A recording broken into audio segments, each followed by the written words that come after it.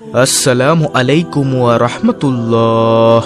প্রিয় দর্শক, আজ আমি আপনাদের কাছে খুবই গুরুত্বপূর্ণ ফজিলতপূর্ণ পরীক্ষিত একটি আমলের দোয়া নিয়ে হাজির হয়েছি। যে আজকে যে দোয়াটি বা আমলটির কথা আমি আপনাদেরকে বলবো, যা পাহাড় সমান ঋণ হলেও আজকের এই দোয়াটির মাধ্যমে তা পরিশোধ হবেই ইনশাআল্লাহ। আল্লাহ তাআলা চাইলে এর ফলাফল আপনারা 7 দিনের মধ্যেই পাবেন ইনশাআল্লাহ। তাই অনুরোধ রইল ভিডিওটি শেষ পর্যন্ত দেখার জন্য। তাহলে চলুন আমলটি সম্পর্কে জানা যাক। যেই দোয়া বিশ্বনবী সাল্লাল্লাহু আলাইহি ওয়াসাল্লাম নিজেই পড়তেন ঋণ মুক্তি থেকে বাঁচার জন্য। বিভিন্ন সময় আমরা অনেকেই ঋণগ্রস্ত হয়ে পড়ি। এই ঋণ প্রকৃতপক্ষে কারো জীবনের ক্ষেত্রেই সুখের কিংবা আনন্দের খবর নয়, আর তাই জীবনের সব সময়ে আমাদের উচিত ঋণ থেকে মুক্ত থাকা। ঋণ থেকে মুক্তি লাভের জন্য হাদিস শরীফের বেশি বেশি কার্যকরী সেই দোয়াগুলো পড়া। ইতিমধ্যে যারা ঋণে জর্জরিত তাদের জন্য আমি আজকের এই ভিডিওতে দোয়াটি বলবো। এই দোয়াটি যদি আপনি পড়েন তাহলে দ্রুত আপনার ঋণ আদায় করতে কিংবা আল্লাহর রাসূল সাল্লাল্লাহু আলাইহি ওয়াসাল্লাম এই দোয়ার যে শিক্ষা দিয়েছেন, এই দোয়ার মাধ্যমে আপনি খুব দ্রুতই ঋণ মুক্ত হতে পারবেন। আল্লাহ তাআলা সেই তৌফিক আপনাকে দিবেন। বিশ্বনবী সাল্লাল্লাহু আলাইহি ওয়াসাল্লাম ঋণ থেকে বাঁচার জন্য আল্লাহ তাআলার কাছে অত্যাধিক আশ্রয়ের প্রার্থনা করতেন।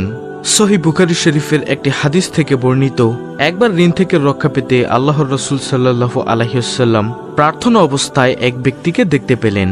সে ব্যক্তিটি আল্লাহর রাসূল সাল্লাল্লাহু আলাইহি ওয়াসাল্লামের কাছে জিজ্ঞাসা করলেন, আপনি ঋণ থেকে বেশি বেশি আশ্রয় প্রার্থনা করে থাকেন কেন? প্রিয় নবী সাল্লাল্লাহু আলাইহি ওয়াসাল্লাম তখন বলেন যে, মানুষ যদি ঋণী হয় বা ঋণের মধ্যে থাকে তাহলে সে যখন কথা বলে তখন মিথ্যা কথা বলে, এবং সে যখন কোনো কিছুর অঙ্গীকার করে বা ওয়াদা করে তখন সে তা আর রক্ষা করে না। হাদিসটি রয়েছে বুখারী শরীফে, হাদিস নম্বর 2397। তাই আমরা বেশি বেশি ঋণ থেকে মুক্ত থাকার চেষ্টা করব। যারা ঋণের মধ্যে আছে তারা এই দোয়াটি বেশি বেশি পড়ব। ইনশাআল্লাহ আল্লাহ তাআলা আপনার ঋণ মুক্তির ব্যবস্থা করে দিবেন। হাদিস শরীফে এসেছে, একবার হযরত আলী রাদিয়াল্লাহু তাআলা আনহুর কাছে এক ব্যক্তি তার ঋণ পরিশোধের জন্য কিছু সাহায্য চায়। তখন আলী রাদিয়াল্লাহু তাআলা আনহু তাকে বলেন, আমি কি তোমাকে কয়েকটি শব্দ শিখিয়ে দিব যা আমাকে রাসূল সাল্লাল্লাহু আলাইহি ওয়াসাল্লাম শিক্ষা দিয়েছেন? তখন তিনি বললেন, অবশ্যই শিখিয়ে দিন।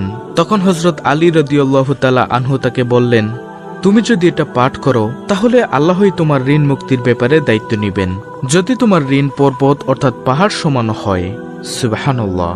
এই দোয়াটি আমরা পড়ব, নিয়ম মেনে আমরা পড়ব। ইনশাআল্লাহ আল্লাহ তাআলা আপনাদেরও ঋণ মুক্তির ব্যবস্থা করে দিবেন।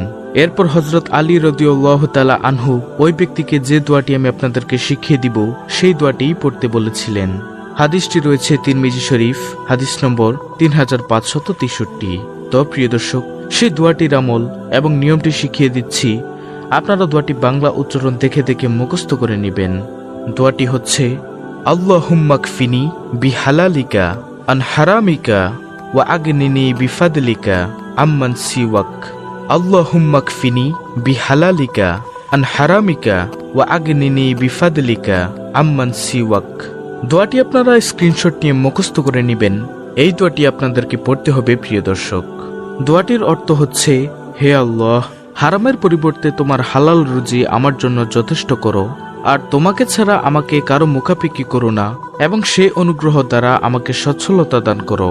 এই দোয়াটি আপনাকে পড়তে হবে। এই দোয়া যদি আপনি পড়েন, বিশ্বনবী সাল্লাল্লাহু আলাইহি ওয়াসাল্লাম নিজেই সহিহ বুখারী শরীফের হাদিসে বলেছেন যে, ঋণ যদি আপনার পাহাড় পর্বত সমান হয়ে থাকে তাহলে আল্লাহ তাআলা নিজেই আপনার ঋণ মুক্তির ব্যাপারে দায়িত্ব গ্রহণ করবেন। অত্যন্ত গুরুত্বপূর্ণ পাওয়ারফুল একটি দোয়া। আমি অনুরোধ করব আপনাদেরকে যে নিয়মটি বলবো সেই নিয়ম মেনে আপনারা আমলটি করবেন। দোয়াটি করার নিয়মটি হচ্ছে, প্রত্যেক নামাজের পরে, বিশেষ করে নফল নামাজের পরে, আর যদি আপনি পারেন তাহলে কষ্ট করে, যেহেতু আপনি ঋণ থেকে মুক্ত হতে চাচ্ছেন, ঋণ আপনার মুক্তির প্রয়োজন, সেহেতু আপনারা তাহাজ্জুদ নামাজের সময় উঠবেন। রাত 2টা কিংবা 2:30টার দিকে উঠে ভালোভাবে ওযু করে যে কয় রাকাত নামাজ পড়তে পারেন তাহাজ্জুদের নামাজ 2 রাকাত থেকে শুরু করে 8 রাকাত পর্যন্ত পড়তে পারেন। তারপরে তওবা ইস্তিগফার সহ দুরূদ শরীফ সহ আপনি দোয়াটি অন্তত 100 বার করে পড়বেন। দর্শক, মনে রাখবেন, দোয়াটি পড়ার আগে ও পড়ার পরে আবারও তওবা ইস্তিগফার করে দুরূদ শরীফ পড়বেন। তারপর আপনি আল্লাহর কাছে হাত তুলে চোখের পানি ছেড়ে দিয়ে আপনার সমস্যার কথা বলবেন। আপনার যে কোনো সমস্যা থাকতে পারে, শুধু ঋণ মুক্তির না। আপনি অশান্তিতে থাকলেও এই দোয়ার মাধ্যমে আমল করতে পারেন। আল্লাহ তাআলা আপনার সমস্ত প্রকার অশান্তি দূর করে দিবেন ইনশাআল্লাহ। আমি অনুরোধ করব এই নিয়মে আমলটি যারা করবেন তারা সকলেই একটি নিয়ত করে ফেলুন যে আজ থেকে আপনি এই আমলটি শুরু করবেন। ইনশাআল্লাহ আপনি 7 দিনের মধ্যেই ভালো ফলাফল পাবেন। তো প্রিয় দর্শক, এই ছিল আমাদের আজকের ভিডিও। অত্যন্ত গুরুত্বপূর্ণ একটি ভিডিওটি ভালো লাগলে অবশ্যই চ্যানেলটিকে সাবস্ক্রাইব করে বেল বাটন অল বাজিয়ে দিবেন। ভিডিওটিতে একটি লাইক দিবেন এবং কমেন্টে আমিন লিখবেন এবং অন্য মুসলিম ভাই বোনদের কাছে ভিডিওটি শেয়ার করে দিবেন যেন তারাও দেখে শিখে আমলটি করতে পারে। আল্লাহ রাব্বুল আলামিন আমাদের সকলের ঋণ মুক্তির ব্যবস্থা করে দিন। আমিন।